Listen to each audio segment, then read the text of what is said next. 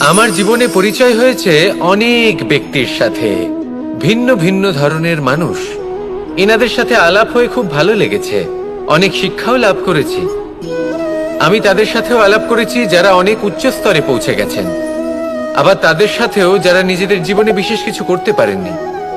তাদের সাথেও পরিচয় হয়েছে যারা সফল, আবার তাদের সাথেও যারা অসফল। এবার এই সবই একই রকম মনে হয়। এদের মধ্যে পার্থক্য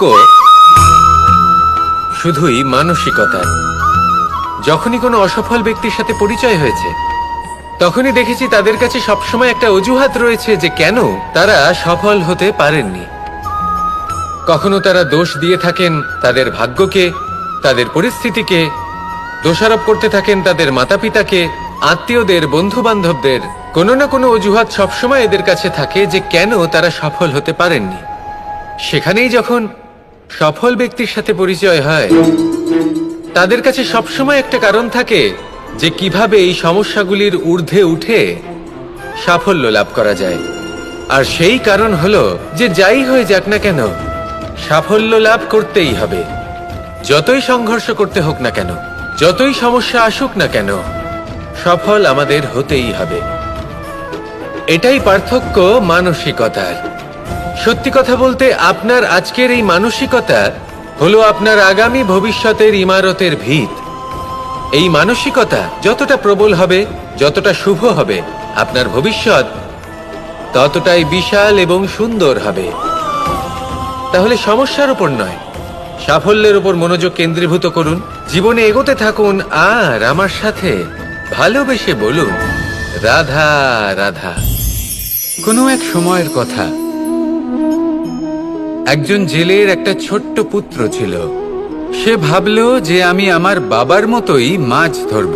তখন সে একটা লাঠি নিল, তাতে দড়ি বাঁধল, আর সেই দড়ির মুখে যে কাঁটা বিঁধে থাকে তাতে চারা ঝুলিয়ে জলে ফেললো আর বসে থাকলো। কিছু সময় পরে জলে একটি তরঙ্গ দেখা গেল। ও বুঝতে পারলো খুব বড় একটা মাছ ফাঁদে পড়েছে। ও বল প্রয়োগ করলো, সেটা টানার চেষ্টা করলো। মাছও বল প্রয়োগ করলো, আর শেষে যেটা হলো, সেই দড়ি ছিঁড়ে গেল আর মাছ বেঁচে পালিয়ে গেল। দেখুন, ও অনেক চেষ্টা করলো কিন্তু অসফল হলো। কখনো অধিক বল প্রয়োগ করলো, আবার কখনো কম বল, কিন্তু কিছুতেই সফল হলো না। ও পঞ্চমবার প্রচেষ্টা করলো, না বেশি বল প্রয়োগ করলো না কম, ততটাই বল প্রয়োগ করলো যতটা পর্যাপ্ত, ঠিক ততটাই বল, যতটা বল সেই মাছ প্রয়োগ করলো। আর শেষ পর্যন্ত জীবনে প্রথমবার ও মাছ ধরতে সফল হলো। এবার এই কথার সারমর্ম কি? ভারসাম্য।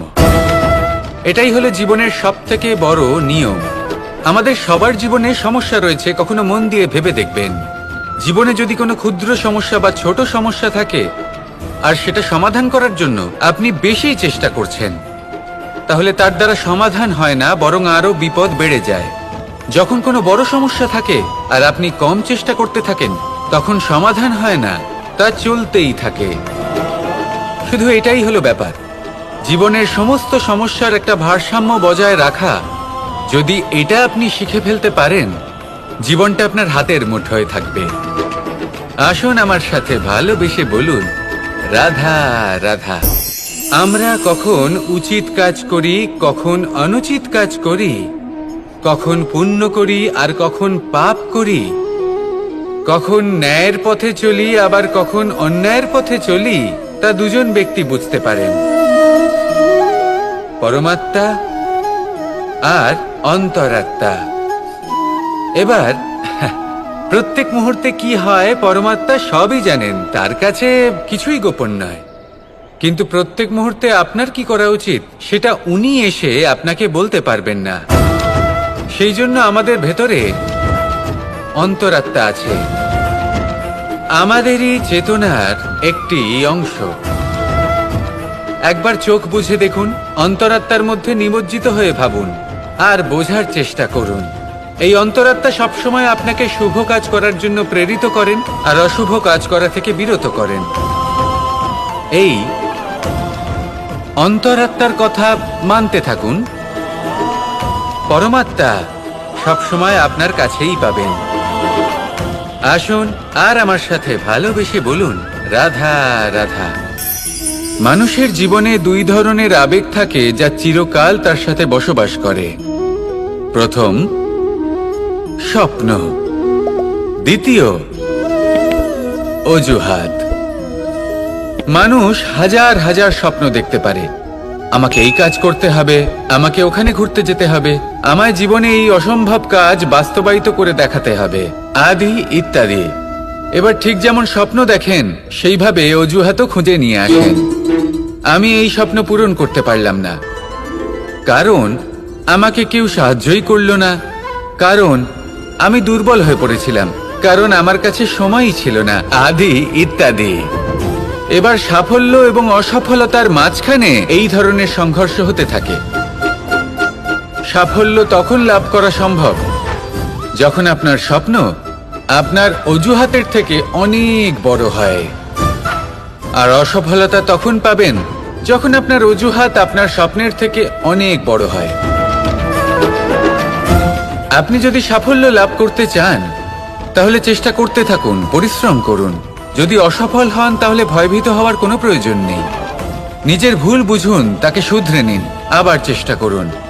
কিন্তু যদি নিজের জীবনে অজুহাত নিয়ে আসেন তখন স্বপ্ন কখনো পূরণ হবে না। আসুন আমার সাথে ভালোবেসে বলুন, রাধা রাধা। এমন কিছু রয়েছে মানুষের মনে, তাদের জীবনে এমন এক আবেগ যা সর্বজন বিদিত, যা সবাই জানেন যে উপস্থিত আছে। সেটাকে আমরা সমস্যা বলে থাকি। এমনিতে আমরা সকলেই জানি যে এমন কোনো গৃহ নেই যেখানে মৃত্যুর ছায়া পড়েনি, এমন কোনো বৃক্ষ নেই যার দ্বারা ওষুধ তৈরি সম্ভব নয়, এমন কোনো অন্ন নেই যা সময়ের সাথে বিষ বা অমৃতে পরিণত হতে পারে। এবার এই সমস্যাগুলি কোনো ব্যক্তির জন্য সমস্যা হতে পারে, কিন্তু নিজে থেকে এরা কোনো সমস্যাই নয়। এরা আসে আমাদের সাহায্য করতে, আমাদের কিছু শেখাতে। আপনি নিজেই দেখুন, পর্বতের শিখর থেকে কোনো এক পাখি পড়ে গিয়ে নিজের প্রাণ ত্যাগ করলো। সেটা কখন সম্ভব? যখন সেই পাখি ওড়ার চেষ্টাই করে না। তখন যখন কোনো ব্যক্তি জলে পড়ে যান এবং ডুবে গিয়ে নিজের প্রাণ হারান, এর সম্ভাবনা কখন বেশি থাকে? যখন সেই ব্যক্তি সাঁতার কাটার চেষ্টাই করেন না। তখন এই সমস্যা প্রত্যেকের জীবনে থাকবেই, কিন্তু এটা মনে রাখা প্রয়োজনীয় যে কোনো সমস্যা পরিস্থিতির কারণে সমস্যা হয়ে ওঠে না। এই পরিস্থিতি যখন আমাদের সামনে আসে আমাদের তা কঠিন মনে হয়, আমরা নতমস্তক হয়ে পড়ি, ভয়ভীত হয়ে পড়ি, তার সম্মুখীন হতে পারি না। তখন তা সমস্যার রূপ নেয়। দৃঢ় হয়ে দাঁড়িয়ে থাকুন সাহসের সাথে, এই পরিস্থিতিগুলির সম্মুখীন হন। দেখবেন সমস্যা কখন সাফল্যে পরিণত হবে আপনি জানতেই পারবেন না। আসুন আমার সাথে ভালোবেসে বলুন, রাধা রাধা। এই সমগ্র সংসারের সবথেকে গুরুত্বপূর্ণ ব্যক্তি কে? স্বয়ং আপনি।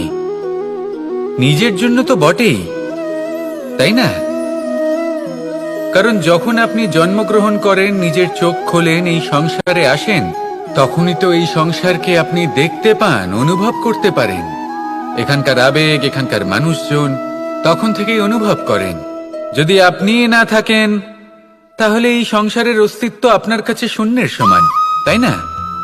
আপনি না থাকলে এই সংসারও আপনার কাছে নেই। এবার সবাই বলবেন যে এ তো সত্যি কথা, সেই অনুযায়ী তো আমার স্বার্থপর হওয়া উচিত, অহংকারী হওয়া উচিত, কারণ আমার কাছে আমিই তো সবকিছু। দৃষ্টিভঙ্গি পাল্টে দেখুন, আপনার কাছে সবথেকে বেশি গুরুত্বপূর্ণ ব্যক্তি কে? আপনি নিজেই। সেই মানুষটি কেমন হওয়া উচিত একটু ভেবে দেখুন। সবসময় সকলকে সাহায্য করুন, একসাথে মিলে পরিশ্রম করুন, সাহায্য করুন অন্যদেরকে, এটা অতি আবশ্যক। এবং তার থেকেও বেশি গুরুত্বপূর্ণ হলো এটাই যে আপনার মনে যেন কখনো এই বিষয়ে ভয় না থাকে যে আমি আমার প্রিয়জনদের, আমার কাছের মানুষগুলিকে হারিয়ে ফেলব। এই ভয় কখনোই মনের মধ্যে থাকা উচিত নয়। যদি ভয় থাকে তাহলে থাকুক এই বিষয়ে যে সকল মানুষ আমার জীবন থেকে, আমার থেকে দূরে চলে যাচ্ছেন, তাদের বাধা দিতে দিতে আমি যেন নিজেকেই না হারিয়ে ফেলি, নিজের অস্তিত্বকেই না হারিয়ে ফেলি, নিজের ব্যক্তিত্বকে, নিজের বিচারধারাকে, নিজের করুণার শক্তি না হারাই। তাহলে এই ভয় ত্যাগ করুন আর আমার সাথে ভালোবেসে বলুন, রাধা রাধা। মানুষের দুটো রূপ রয়েছে। এক, আমাদের এই মুখ যা শুধুই চোখে দেখা যায়, আর দ্বিতীয় আমাদের এই মন যা শুধুমাত্র অন্তরাত্মা দ্বারা দেখা যায়। এবার আমাদের এই মুখ তা ঈশ্বর সকলকেই আগে থেকেই প্রদান করেছেন, কিন্তু এই মন কেমন হবে তা আমাদের জীবনের অনুভূতি এবং আমাদের জীবনের লক্ষ্য এগুলি সুনিশ্চিত করে। অর্থাৎ নেত্র দিয়ে দেখা যায় আমাদের এই মুখ, তা শুধুই এই কারণে প্রয়োজন যাতে সংসার আমাদের দেখতে পায়, আমাদের চিনতে পারে। কিন্তু যদি এই সংসারে আপনি প্রকৃত অর্থে মান সম্মান লাভ করতে চান, তাহলে নিজের অন্তরাত্মাকে আপনাকে বিকশিত করতেই হবে। দেখুন, কথায় আছে এই যে অসুর, তা শারীরিকভাবে উপস্থিত নয়, তা মনের মধ্যে থাকে। যদি এই মন থেকে অসুরকে বের করে দেওয়া যায়, তাহলে শরীরে তা উপস্থিত থাকবেই না। তাই মনকে শুদ্ধ করুন আর আমার সাথে ভালোবেসে বলুন, রাধা রাধা। প্রয়াস, পরিশ্রম, এই শব্দগুলি শুনতে হয়তো ছোট মনে হয়, কিন্তু এর মূল্য অনেকটাই অধিক। এবার প্রয়াসও কিন্তু দুই ধরনের হয়। একটা প্রয়াস তাই যা আমরা নিজের মন থেকে, অন্তর থেকে সমগ্র শক্তি দিয়ে করার চেষ্টা করি। এবারে এই প্রয়াস প্রচেষ্টার নামান্তর। কিছু প্রয়াস এমনও হয় যেমন দ্রুতক্রীড়া খেলা। মানুষ বলেন, আজ একটু প্রয়াস করি, একটু দ্রুতক্রীড়া খেলেই দেখি, যদি বিজয়ী হই তবে ভালো ব্যাপার, যদি না হই তবে আর কখনো খেলবো না। এটাও কিন্তু প্রয়াস, কিন্তু এই প্রয়াস পরিশ্রম নয়। পাণ্ডবদের দেখুন, ওনারা যখন পরিশ্রম করেছিলেন তখন খাণ্ডবপ্রস্থকেও ইন্দ্রপ্রস্থ বানিয়েছিলেন। দ্রুতক্রীড়া খেললেন, সেই মুহূর্তেই ইন্দ্রপ্রস্থ হারিয়ে ফেললেন। পরিশ্রম করলেন, সগৌরবে রাজা হলেন। দ্রুতক্রীড়া খেললেন, তখন এক মুহূর্তে রাজা থেকে নিঃস্ব হয়ে গেলেন। সারমর্ম এটাই যে দ্রুতক্রীড়া কখনো কখনো আপনার মিত্র হতে পারে, কখনো সে আপনাকে বিজয়ী করতে পারে, কিন্তু প্রয়াস এবং পরিশ্রম যখন একসাথে মিলিত হয় তখন তা সর্বদাই আপনার সাথে থাকে। প্রয়াস করতে থাকুন, পরিশ্রম করতে থাকুন, আর আমার সাথে ভালোবেসে বলুন, রাধা রাধা। জীবনে সবসময় সেটা হয় না যা আমরা চাই, তেমন ভাবে হয় না যেমন ভাবে আমরা চাই। এবার তাতে আমরা দুঃখ পাই, নিরাশ হয়ে পড়ি, ভাগ্যকে দোষ দিই অথবা অন্য কাউকে বা নিজেকে। কিন্তু সত্যটা কি সেটা আমাদের জানতে হবে। এই সংসার নির্মিত হয়েছে পাহাড় দ্বারা এবং পাথর দ্বারা, তাই প্রত্যেক স্থানে ছোট ছোট ছোট ছোট নুড়ি পাথর তো অবশ্যই থাকবে। এগুলো এড়িয়ে যাওয়া সম্ভব নয়, আর এই কথাটা আমরা সকলে জানি। এবার এইভাবেই আমাদের জীবনে নানান রকমের সমস্যা লেগেই থাকে। এর হাত থেকে কোনোভাবেই নিস্তার পাওয়া সম্ভব নয়। একটা সমস্যা এড়াতে যান, দ্বিতীয় চলে আসবে, দ্বিতীয় সমস্যা এড়াতে যান, তৃতীয় চলে আসবে। কিন্তু সমস্যা জীবনে থাকবেই, আর আপনাকে সাহায্য করার জন্যই থাকবে কোনো না কোনো রূপে। আপনার চারপাশে পাথর আছে, এটা আপনার উপর নির্ভরশীল আপনি কি করবেন, কোন পথে অগ্রসর হবেন এবং কিভাবে অগ্রসর হবেন। এবার দেখুন, এটা তো সবসময় সম্ভব নয় যে আপনার পদতলে ফুলের চাদর থাকবে, এটা তো অসম্ভব। সেই জন্য উচিত এটাই হবে যে আপনি পাদুকা পরিধান করে জীবনে অগ্রসর হন। এর সারমর্ম এটাই, যখনই জীবনে সমস্যা আসবে দৃঢ় হয়ে সম্মুখীন হন এবং এটা বোঝার চেষ্টা করুন যে এই সমস্যা জীবনে কেন এলো, কি শিক্ষা দিয়ে গেল। আপনার মধ্যে দোষ অবশ্যই থাকবে, তাকে গুণে পরিবর্তিত করুন। এই জীবন আরো বেশি সহজ সরল হবে এবং প্রসন্ন হয়ে বলবে, রাধা রাধা। মানুষ কখনো কখনো সময়কে নিয়ন্ত্রণ করতে চেষ্টা করে, কখনো কখনো সময়ের গুরুত্ব বুঝতে পারে না। এটা ভাবে যে এই কিছু মুহূর্ত কেটে যাক, একে অতিবাহিত করি, তাহলে কি বা হবে, কয়েকটা মুহূর্ত মাত্র। কিন্তু তা নয়। আজকের একটা মুহূর্ত ভবিষ্যতের অনেক বড় পরিবর্তনের ভিত হতে পারে। আজকের একটা মুহূর্ত আপনার ভবিষ্যৎকে উজ্জ্বল করে তুলতে পারে। সেই জন্য ছোট ছোট মুহূর্তগুলিকে অদেখা করবেন না। সময়কে কাজে লাগান, পূর্ণরূপে কাজে লাগান। এবার যদি আপনি কাউকে সাহায্য করতে চান আর সেই কারণেই যদি থেমে থাকেন, তাহলে ঠিক আছে, কারণ আপনি কাউকে সাহায্য করে তার জীবনকে আরো ভালো করে তুলতে চাইছেন, আরো শ্রেষ্ঠ করতে চাইছেন। এই পুণ্য, এই কর্ম ফিরে আপনার কাছেই আসবে আর আপনার জীবনকে শুভ করে তুলবে। কিন্তু যদি আপনি আলস্যের কারণে থেমে থাকেন এবং কিছুই না করেন, সময় নষ্ট করেন, তাহলে কিন্তু একটাই ঘটনা ঘটবে, আপনার ভবিষ্যৎ বিপদগ্রস্ত হয়ে পড়বে, আর কিছুই নয়। সেই জন্য এটা বোঝা প্রয়োজন যে কখন থামতে হবে এবং কেন থামতে হবে। যদি আপনার থামার কারণ এবং সময় অনুচিত হয়ে থাকে, তাহলে আপনার ভবিষ্যৎ কখনোই উচিত হতে পারে না। সেই জন্য সময়কে সম্মান করুন আর পূর্ণ ব্যবহার করতে শিখুন। আর আমার সাথে ভালোবেসে বলুন, রাধা রাধা। অনেক মানুষ আমাকে এসে বলেন যে কানাই, তোমার কথাগুলি তো আর কি বা বলি, তোমার কথা কি থেকে কি করে ফেলতে পারে, অসম্ভবকে সম্ভব করে ফেলতে পারে। এত শক্তি তোমার কথাতেই রয়েছে, তো অন্য কিছু করার কোনো প্রয়োজনই কোথায়? এবার ওনারা এই কথাটা বুঝতে পারেন না যে জ্ঞান শুধুমাত্র শব্দের সমন্বয় মাত্র। কিন্তু এর অর্থ কি সেটা জানার জন্য অনুভব করা প্রয়োজনীয়, সেই পথে চলা প্রয়োজনীয়। এই অভিজ্ঞতাই আপনাকে অর্থ বুঝিয়ে দেবে। ঠিক যেমন তুমি কর্ম করতে থাকো, ফলের চিন্তা করো না, এটা শুধুই শব্দ। এর সারমর্মটা কি, এর অর্থ কি সেটা বোঝার জন্য সেই পথে আপনাকে অগ্রসর হতেই হবে, সেটা যাপন করতে হবে, কর্ম করতে হবে নিরন্তর। এটা ভাবলে হবে না যে আমি কি আমার কর্মের ফল আদৌ পাবো কিনা।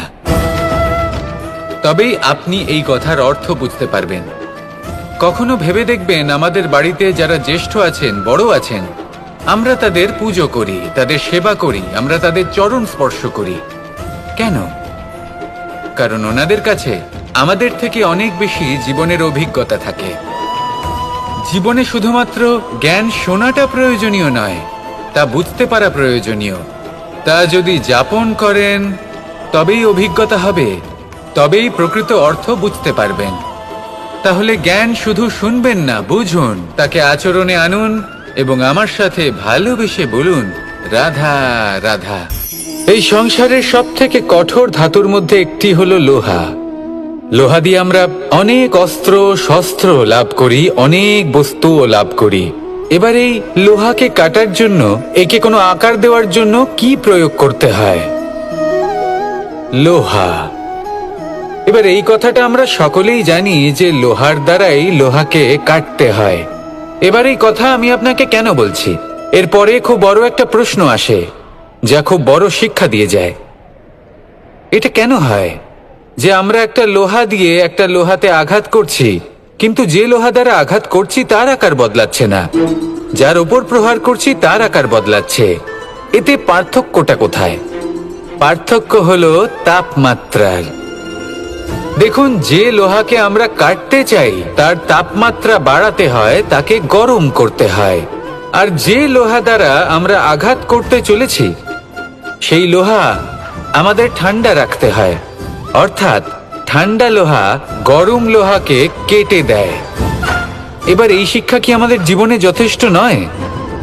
আমাদের জীবনে অনেক সমস্যা আসতে পারে, কিন্তু আমাদের এই বিষয়ে বিশেষ খেয়াল রাখতে হবে যে আমাদের মনকে আমরা যেন ঠান্ডা রাখি, এই মস্তিষ্ককে শান্ত রাখতে হবে। যদি আমরা ক্রোধ বা ঈর্ষার আগুনে জ্বলতে থাকি, বিদ্বেষের আগুনে জ্বলতে থাকি, তাহলে আমরাও সেই লোহার মতোই হয়ে যাব যার তাপমাত্রা অত্যন্ত বেশি। তখন যে কেউ এসে আমাদের বিচ্ছিন্ন করে চলে যাবে। মনে রাখবেন, যিনি যত বেশি স্থির বুদ্ধির অধিকারী, যিনি হলেন সব থেকে বেশি শান্ত, তিনি হলেন সব থেকে বেশি বলশালী। তাহলে শান্ত থাকুন আর আমার সাথে ভালোবেসে বলুন, রাধা রাধা। দীপাবলি আমাদের সবথেকে বড় উৎসব। শ্রীরাম রাবণকে পরাস্ত করে 14 বছরের বনবাস কাটিয়ে আবার অযোধ্যায় ফিরে এলেন অমাবস্যার রাত্রে। অযোধ্যায় সবাই খুব প্রসন্ন ছিলেন, খুবই উৎসাহিত ছিলেন। অযোধ্যায় সহস্র প্রদীপ প্রজ্বলিত করা হয়েছিল এই উৎসবে। একে আমরা দীপাবলি বলে থাকি। এবার এই বিষয়ে আমরা সকলে জানি। আপনি কি এটা জানেন যে শ্রীরাম বাস্তবে অমাবস্যার এক রাত আগেই অযোধ্যায় পৌঁছে গেছিলেন? সবার সামনে অমাবস্যার রাতে এসেছিলেন। এর কারণ কি? শ্রীরাম প্রমাণ করতে চেয়েছিলেন যে যে কোনো সময়, দিন হোক বা রাত, শুভ বা অশুভ হয় না। শুভ অশুভ কিছু থাকলে তা হলো মানুষের চিন্তা, তার ভাবনা, তার নির্বাচন আর তার কর্ম। নিজেই দেখে নিন, শ্রীরাম শুভ কাজ করে ফিরেছিলেন এবং অমাবস্যার মতো গভীর এক রাত্রিকেও দীপাবলিতে পরিবর্তিত করেছিলেন। এমনটাই যদি আমরা করতে পারি, তাহলে এমন কোন গৃহে যান যেখানে অসহায় ব্যক্তি রয়েছেন, যা অন্ধকারাচ্ছন্ন, আর সেখানে প্রকাশ প্রজ্বলিত করুন। প্রকাশ সহায়তার, প্রেরণার, আশার। যদি এমন কিছু আমরা করতে পারি, তাহলে তাকে প্রকৃত অর্থে দীপাবলি বলা যেতে পারে। তাহলে নিজের পরিবারের সাথে দীপাবলি পালন করুন। আপনাদের শুভেচ্ছা জানাই। আসুন আর আমার সাথে ভালোবেসে বলুন, রাধা রাধা। অ দিয়ে অন্ত, আ দিয়ে আরম্ভ। এই দুইয়েরই রাশি সমান। যদি আপনি মন দিয়ে দেখেন, তবে দেখবেন এদের সম্পর্ক খুবই নিবিড়। কিভাবে? যখন কোনো কিছু শুরু হয়, এটা নিশ্চিত হয়ে যায় যে তা সমাপ্তও হবে। আরম্ভই যদি না হয়, তার সমাপ্তও হবে না। যা আরম্ভ হয়েছে তার সমাপ্তি হলো অবশ্যম্ভাবী। এটাই হলো প্রকৃতির নিয়ম, একে এড়ানো যায় না। এবার এই কথা আমরা সকলে জানি। এবার মানুষ কি ভাবে যে সমাপ্তির পরে কি হতে পারে, এর উত্তর তাদের কাছে নেই। তাদের উচিত অন্য কোনো বিষয় ভাবা যা বেশি গুরুত্বপূর্ণ। এবার মানুষ এটা জানে না যে মৃত্যুর পরে কি হতে পারে, কিন্তু এই কথা অবশ্যই জানে যে জন্ম থেকে মৃত্যু পর্যন্ত এই সময়, যাকে আমরা জীবন বলে থাকি, এই সময় আমরা কর্ম করতে পারি। এই কথা তো আমরা জানি। তাহলে এমন কি কর্ম করা যেতে পারে যা আমাদের সমাপ্তির পরও আমাদের প্রাসঙ্গিক করে রাখতে পারে, এই বিষয়ে ভাবা উচিত। যে জন্মগ্রহণ করেছে তার মৃত্যু হবেই, এটা সাধারণ বিষয়। কিন্তু ইতিহাস আজও সেই সকল মানুষজনকে স্মরণ করেন যাদের এই সংসার তাদের মৃত্যু নয়, বরং তাদের জীবনকালে যে কর্ম তারা করেছেন তার দ্বারা মনে রাখেন। সেই কর্মের কারণে এই সংসারে তাদের নাম, তাদের কর্ম, তাদের ব্যক্তিত্ব, তাদের কীর্তি অমর হয়ে থাকে এবং থাকবে। আপনার কাছে এতটা সময় নেই যতটা আপনার মনে হচ্ছে আপনার কাছে আছে। সেই জন্য যত শীঘ্র সম্ভব শ্রেষ্ঠ কর্ম করুন। যতটা পারবেন ততটা অধিক সুকর্ম করুন। এই সংসারে নিজেকে অমর করে তুলুন আপনার মৃত্যুর পরেও। আর আমার সাথে ভালোবেসে বলুন, রাধা রাধা। একবার একজন সাধক ওনার শিষ্যদের একটা কাজ দিলেন। একটা দুর্লভ জড়িবুটি নিয়ে আসতে বললেন। এতটাও কঠিন কাজ সেটা ছিল না, কারণ সকল শিষ্য জানতেন যে এই দুর্লভ জড়িবুটি কোথায় পাওয়া যায়। পর্বতের শিখরে। কঠিন কাজ কোনটা? সেখানে পৌঁছনোর সেই পথ, যা ছিল কাঁটায় জর্জরিত, পাথরে পরিপূর্ণ, যেখানে পিছলে পড়ার আশঙ্কা রয়েছে এবং গভীর ক্ষত পেতে পারে সবাই। এবার বেশ কয়েকজন শিষ্য গেলেন। তার মধ্যে কয়েকজনই সেই জড়িবুটি নিয়ে আসতে পারলেন। কারণটা কি ছিল? কিছু শিষ্যের মনোযোগ ছিল শুধুমাত্র লক্ষ্যের দিকে, অর্থাৎ পর্বতের সেই শিখরে। কিছু শিষ্যের মনোযোগ ছিল পথের এই সংকটগুলির ওপর। কিছুজন নিজের সমস্ত মনোযোগ, সমস্ত শক্তি কেন্দ্রীভূত করলেন শুধুমাত্র লক্ষ্যের দিকে।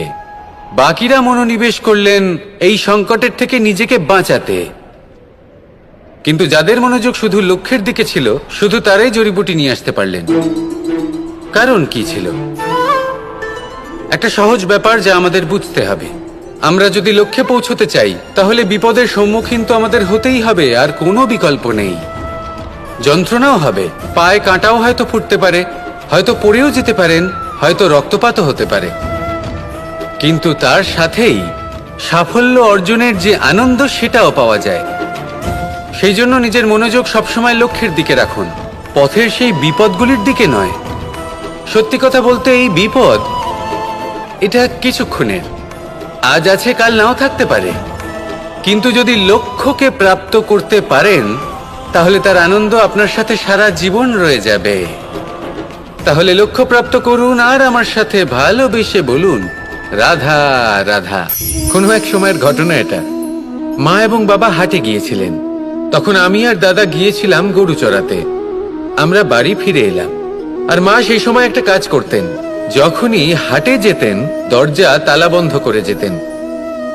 উনি খুব ভালো করে জানতেন যে যদি ওনার এই মাখন চোর সঠিক সময়ে পৌঁছে যায় তাহলে এক ফোঁটাও মাখন আর অবশিষ্ট থাকবে না।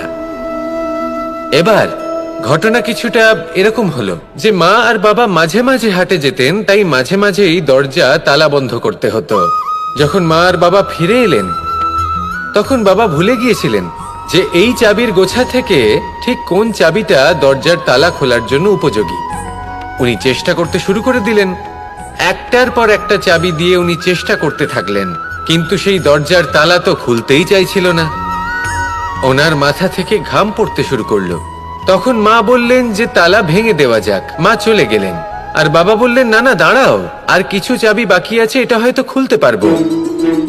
মা হাতুড়ি নিয়ে চলে এলেন সেই তালা ভাঙার জন্য, আর তখনই বাবা শেষ চাবিটা প্রয়োগ করলেন আর দরজার তালা খুলে গেল। যদি উনি চেষ্টা না করতেন তাহলে এই তালাটাও ভেঙে যেত আর চাবিটাও নষ্ট হয়ে যেত, ঠিক কিনা? এবার এই ঘটনাটা আমি দেখেছিলাম, আর আমার মনে হলো যে কখনো কখনো এই চাবির গোছার মধ্যে থেকে শেষ চাবিটাও কিন্তু জীবনের দরজা খুলে দিতে পারে।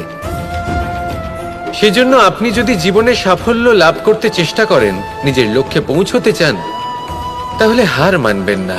হয়তো দেখবেন আপনার পরবর্তী প্রচেষ্টা বা এই অন্তিম প্রচেষ্টা আপনাকে সাফল্যের পথে নিয়ে গেল।